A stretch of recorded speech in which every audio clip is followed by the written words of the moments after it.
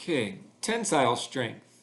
The strength of a bolted joint depends on the tensile strength of the bolt. The tensile strength depends on the material, the manufacturing method, and the hardening process the bolt underwent, among others. The tensile strength is usually shown on the bolt head. SAE norm, the number of marks on the bolt head relates to its tensile strength. A large number of marks means a stronger bolt. Isonorm, two numbers on the bolt head indicate the strength of the bolt. A high number before the dot indicates a high tensile strength.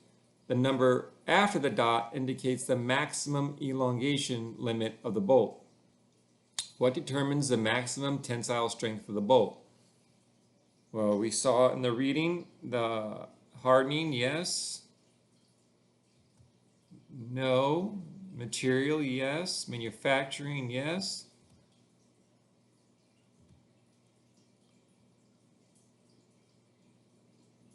How can you find out the strength of a bolt? According to the SAE norm, it's right here. It's a large number of marks. So counting the number of marks on the bolt head. You can see here there's only 3 marks, and this one here is 6. So this one should be much stronger of a bolt.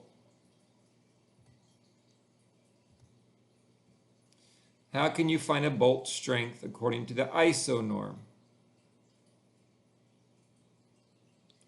Well, it's going to be like looking at the value on the bolt head. And that's these numbers here, 4.6, 8.8. So again, the high number before the dot indicates the high tensile strength. So again, this one here is going to be a lot stronger than this one.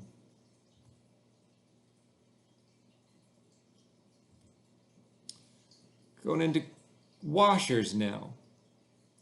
Washers are placed between the bearing surface of the bolt or nut and the material to be fastened.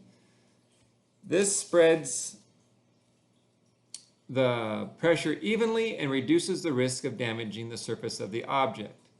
Some washers are designed to lock a bolted joint. Examples of the spring washer and the star washer, here and here. By tightening the bolted joint, these washers are given a preload. This prevents the nut or bolt from loosening as a result of the vibrations. If the clamp parts are relatively soft, for example wood or a varnished surface, the raised edges of the ring penetrates into the material. This provides extra locking but damages the clamp parts. What reasons are washers used? Prevent damaging the bolt head? No, we're not worried about the bolt head. Prevent loosening? Yes. Prevent damaging the surface? Yes.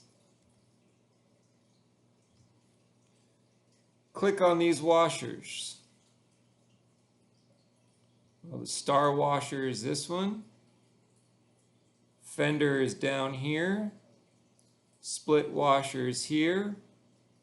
And then a regular flat washer is here. Click on the washers that have a locking function. Well, the star and the split. How do these washers lock a nut and bolt?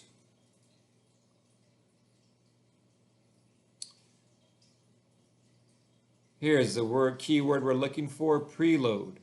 The flattening of the ring provides a preload.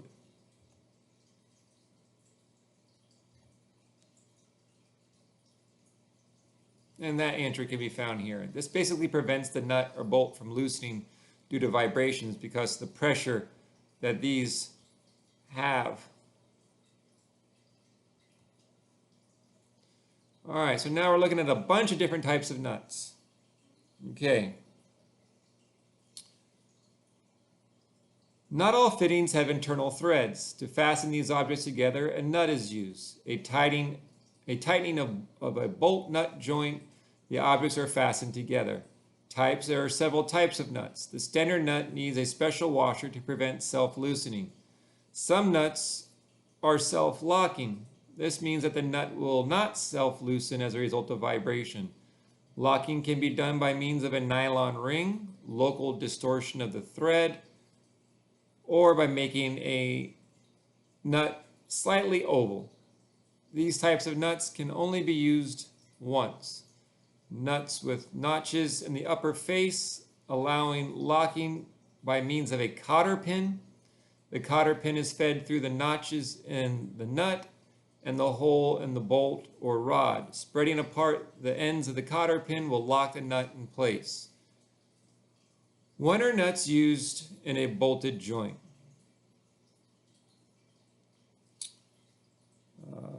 This one right here, when the object has no internal threads. If you can't screw a bolt to the object itself, well, then you need to have a nut. Click on these nuts. Locking nut with nylon insert. You see that little blue nylon insert? That's what it's talking about. Sometimes it's white, sometimes another color.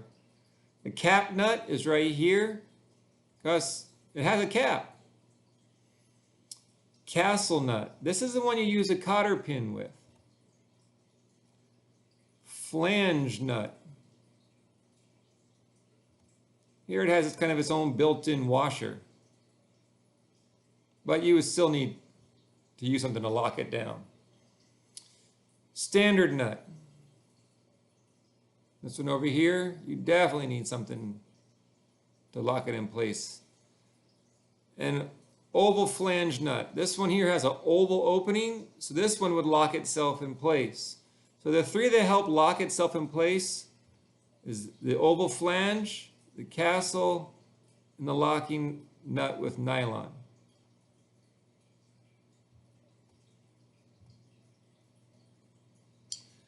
Which nuts are used to provide a locked joint? Well, we kind of just went over that. Not the standard. The oval, yes. Castle, yes. Nut with a nylon ring, yes. Which type of locking nuts require extra hardware to provide locking? The castle. You need that cotter pin to slide through. And that's what you would slide it through, this hole in the bolt to prevent the nut from moving.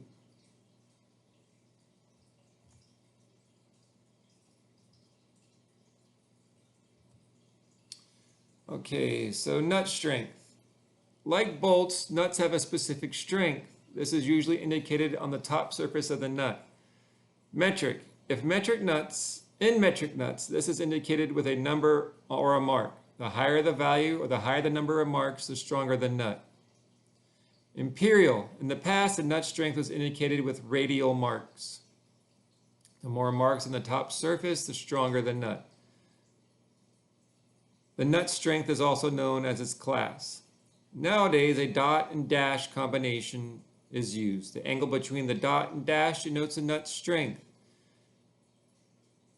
If the angle between the dot and the dash is 120 degrees, the nut is a class 5.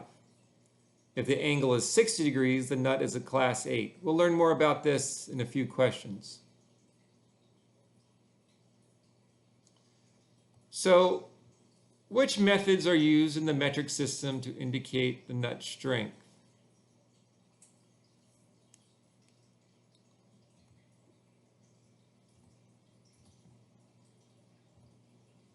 So numbers and marks. Could have a number, could have marks. What can be said about the strength of a nut?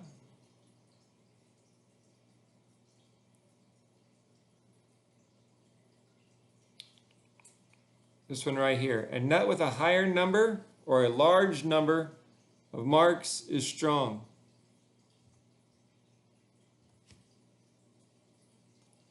Look at this imperial nut. What class nut is it? So here we're talking about those angles again, guys. So this would be about 60, 120, 180, and then keep on going around. So if you're going in a circle for 360 degrees, 60, 120. So this mark is down here. We're looking at about 120. So this would be a 120 degree. The nut is a class 5. Okay, so here's all the angles now.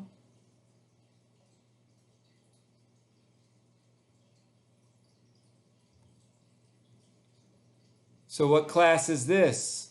It's at 60 degrees, so it's a class 8.